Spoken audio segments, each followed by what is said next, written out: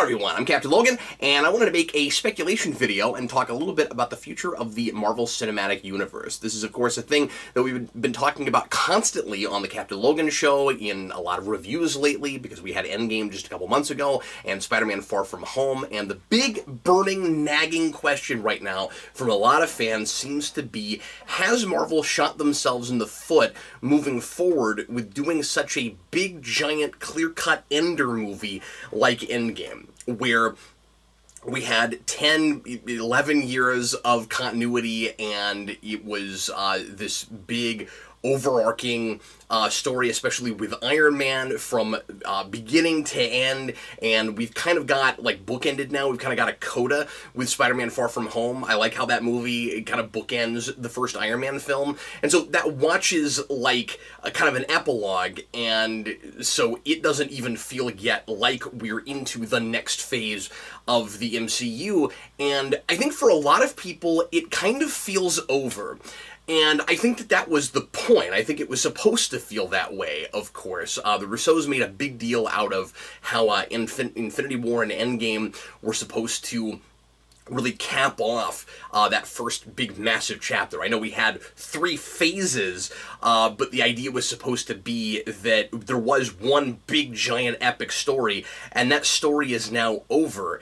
And so the big question is, are we doing enough, is the MCU doing enough to make people want to stick around and keep watching these movies? Is the way in which Endgame felt like a conclusion to all of that, and of course, spoiler alerts for Endgame, getting past Iron Man and Captain America, killing off one of those characters, giving that other character the life he always wanted, and letting him basically age up to present day.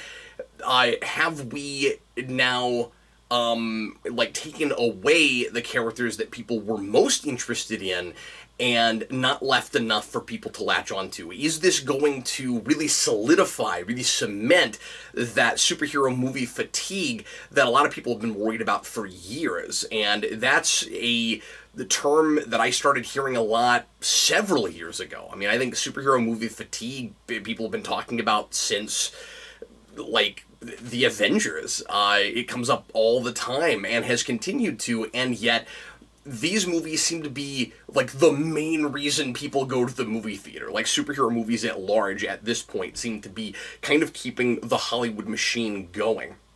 Which is a sentence that 10 years ago when I started Superhero Rewind I never thought I would say. But you almost don't even need movie theaters anymore. It seems like these big, like, and there are certainly other movies and other kinds of genres that make $1 billion, but a lot of them are also taking a lot of their cues from superhero movies and being the kinds of spectacles those things are. And so it really is superhero movies at large, and the MCU in particular, that are keeping what some people kind of feel is an outmoded Hollywood system alive. And of course it really frustrates a lot of people in Hollywood because it's difficult to get other movies made and, you know, greenlit in the first place because they cost so much to make, and it's such a risk to get those things, you know, going, because you don't know if anybody is going to go see them in the first place. And so that's why the majority of movies you see now are superhero movies, or a lot like superhero movies, or safe bets. They're not always safe bets, but that's the prevailing wisdom with remakes and reboots and stuff you've heard of before. There was this amusing picture somebody sent me of a marquee with all the big new movies, and they were all like names of things that you would have recognized if you were from the late 80s, early 90s, and it said something like a time traveler's worst nightmare, or like this would really confuse time travelers, and I thought that was really funny. Yeah, that's the world that we live in now, and as soon as this goes the way of the Western and people stop being so interested in superhero movies, it makes me wonder if that's kind of the end for the Hollywood machine, kind of the end for movie theaters. Obviously, it's not the end for movies, but I wonder if we're going to finally move into a place where people don't even really feel the need for very much at all, and that's already starting to happen, to leave their homes. A lot of people have really good theater systems set up in their house. People are getting used to not having to pay, you know, a la carte, to pay per movie in order to see things. And so are people just going to get, and again, I think a lot of people are already like this, are people just going to become okay with not having to, with not having to leave their house to watch a movie? And are they going to, is instant gratification going to get to a place where we don't want to have to wait 2 or 3 or 4 months anymore for a movie to come out on video? We'd rather stay in our house and see it opening weekend, opening day, whatever, in the first place. And so I honestly didn't actually expect this video to go to this place, but as I'm thinking about it, if the superhero movie fatigue thing really starts to take hold, I think that that ends up really affecting the future of movies in general and how we consume them. And again, crazy that that is so, like, that superhero movies are so at the forefront of that and will affect that as much as they will. I don't think it's an overstatement to say that. I'm sitting here thinking, like, that sounds like a crazy thing to say, but I don't think it is. I don't think it's an overstatement. So anyway, so then the question is the superhero movie fatigue thing happening? And I think it's too early to tell. I think it's premature. I think the fact that DC was not completely destroyed, I mean, it helps that they're getting away from the DCEU, but the fact that they weren't totally destroyed by the backlash with BVS and then how Justice League didn't perform, kind of tells us something. Aquaman did really well, better overseas, but it was still close to $1 billion or $1 billion movie. And then, of course, Shazam did fine. So, like, the fact that, and there seems to be a lot of interest in Joker, the fact that people are not like refusing to go see their movies just because there were some duds and that they're still giving them a chance, it tells me that the superhero movie thing still has some legs in it as long as we keep putting out interesting things people want to see, and most importantly, that we're continuing to subvert formula and getting farther and farther away from the formula, and that superhero movies just become movies that are based on this material. And I think that's how we keep moving forward.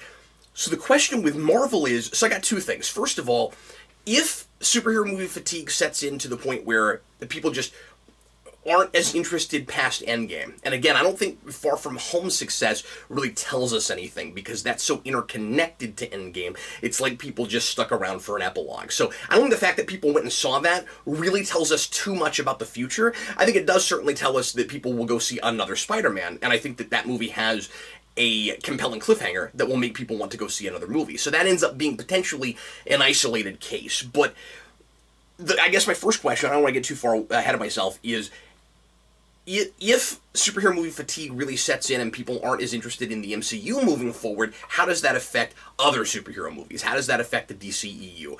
Can DC keep pulling stuff out if they play their cards right, where they can become the new Marvel? Where even if MCU people get less interested in and it stops performing as well, they still haven't had a movie that bombed. And I don't know when that will happen. I think they could keep kind of limping along for a good long time where there's still enough interest that all they have to do is not spend so much money on movies and, like, just kind of drop their budgets a little bit. And they're probably going to be okay. Like, if their movies perform as well as Ant-Man, but that did in the first place, but that's like the top tier of what they have, they can keep going for a real long time. All they have to do is cut their budget some. But is it possible, and I don't mean as a shared universe, because I think DC is being really smart right now and not doing that, and I'm not trusting they'll stick to their guns, but I'm hoping that they do.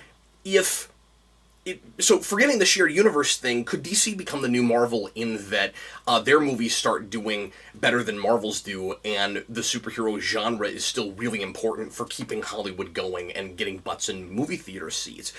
I don't know, it's hard to say. I think the ball is somewhat in DC's court there, but I think the fact that Marvel has kept people interested in superheroes 3 times a year does play into DC's success quite a bit. And I think the fact that the last couple of DC movies have reminded people more of Marvel movies has also helped them a little bit.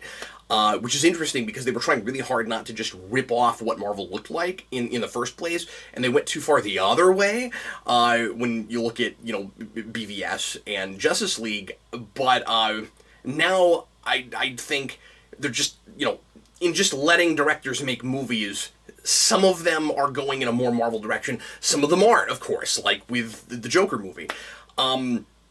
And so I'm not saying that the answer is carbon copy, but I am wondering how much of the success of Shazam and Aquaman do have to do with not just the fact that Marvel has kept superheroes interesting to people, but also because they look a little bit more like Marvel movies than DC's movies have. So anyway, that's a big question. And then the other big question is, what does Marvel need to do to keep people's interest, and have they already, like I said in setting up this video, kind of shot themselves in the foot a little bit? So I'm gonna break down a little bit of what Marvel's doing right now and what I think the missteps maybe are. It's a little premature to say, which is why this is a speculation video. But here's what they're doing, and here's what I think they ought to be doing. So Marvel is not telling us what their slate is yet. We know about some movies that are in production, but they've not done what they did around Avengers, where we knew for several years what movies were coming out and what years they were coming out. DC tried the same thing, and of course, when they kind of turned tail after BVS, a lot of those things got slashed. Shazam miraculously still came out the same year it was supposed to, and there were a couple things here and there like that never left that slate, but by and large, it all got botched up.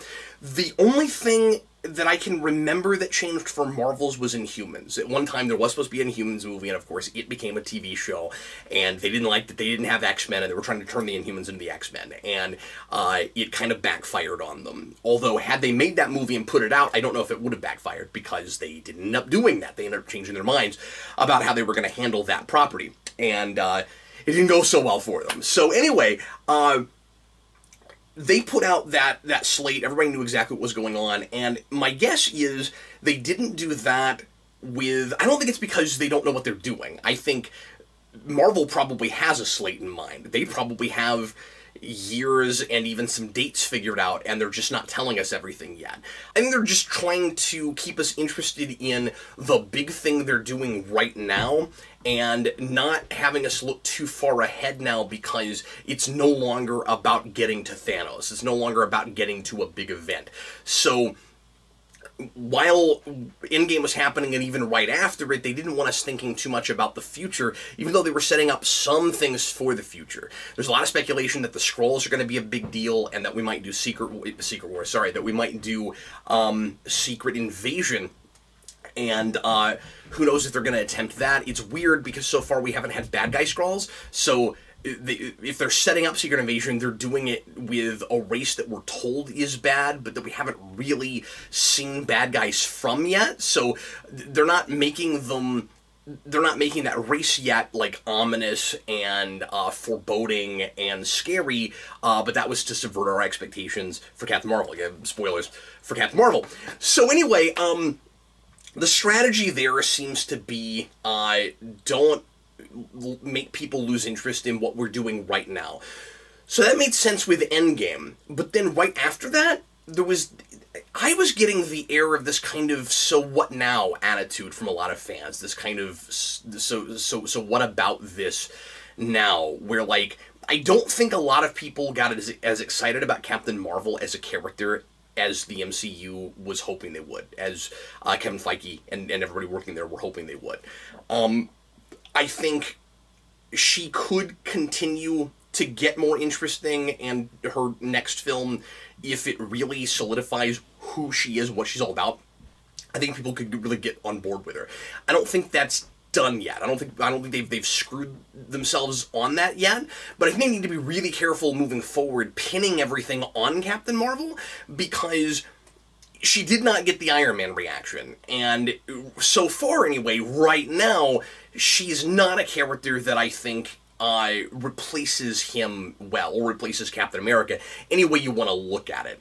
So they're going to have to be real careful about that moving forward. And then we're not hearing anything yet, and I'm sure there'll be announcements soon, about what exactly we're doing with Black Panther and characters like that. We know there's a Doctor Strange 2, and we know there's a Black Widow movie in the works, but that's another prequel.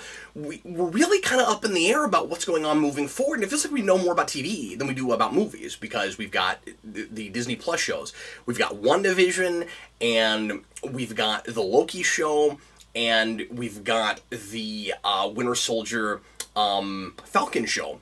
And I'm more interested in some of those than I am even the movies right now, just because a lot of my favorite characters are going to TV. And so I'm wondering some things. I'm wondering, first of all, if it was smart to... I mean, it's nice that those shows are supposed to be so interconnected to the movies, but was it smart to move some of the characters that you were already interested in and had an investment in, and maybe were frustrated, didn't get enough screen time and enough to do? Like those guys, like Rhodey, some characters like that they're moving forward. It doesn't sound like they're going to get their own movies. Some of them are getting TV shows, but even if that stuff is all interconnected, and even if we might take some of those characters and keep moving them back and forth between TV, between these streaming shows and film, which could be great, is it smart moving forward to try to make the majority of the new superheroes that you're trying to latch onto these like very new, like almost second generation superheroes? I don't know. I don't know if that's smart. I wonder if maybe Falcon and or Winter Soldier should have gotten their own movie to kind of help really transition us into this next period, and I don't mean live in the past, I just mean some of these characters never got enough to do. And now it's almost like we're relegating them to TV and creating this other branch where it's like, if you want the old stuff we were doing, go over to TV, but we've got these new characters that you're supposed to care more about in the movie theater. I don't know if that's going to help. I wonder if they're maybe, to what I was talking about earlier, I wonder if they're maybe going to shoot themselves in the foot a little bit in getting people so acclimated to this kind of quality and budget and storytelling in streaming to where they won't even care about seeing it in the theater anymore. They'll be like, well, why can't Spider-Man be a TV show? You can flesh him out so much more. You can tell so much more complex, interesting stories. And with a character with a property that is kind of a teenage soap opera. So I'm wondering, like, I'm excited about those shows, certainly. Loki less so, but we'll see what happens with that. I mean, I will try it out. I'm completely disinterested in that. But those other two shows I'm really excited about. But I'm just not sure if that was smart business on the movie side. And then the bigger thing is, in getting everybody so excited about seeing the end of an era, and then also immediately expecting them to stay interested, not just without a Thanos on the horizon, because we didn't always have that. These movies were doing great before we were constantly, like, waiting for a big giant event, although Avengers was the first one, right? Where it was like, we're going to put these characters together, so you want to watch all these movies, so that you can... So I guess, in a way, we have always had that. We don't have that now. I respect Marvel for not having a end credit scene in Endgame. I respect Marvel for not making Endgame another movie about what's going to happen in the future and trying to like get everybody to ignore now and get excited about tomorrow and make everything just look like a commercial for the next thing. I appreciate that, but I think they should have taken some time off. I think there should have been 6 months to a year, with maybe a whole year, with no Marvel movies at all, and without knowing what they are. Like, keeping the slate a secret, I think, is smart if you're taking time off. Because as soon as you come back, people are going to be really excited to see what you're doing, and it's almost not going to matter what exactly it is. There's almost this, like, obligatory thing about the Marvel movies, and it's a thing that the MCU has to really dance around and be really careful about, that they don't look entitled, that they don't look like, well, of course, we are a cultural phenomenon and we are important, and every single time we make a movie, everybody's going to go no matter what it is.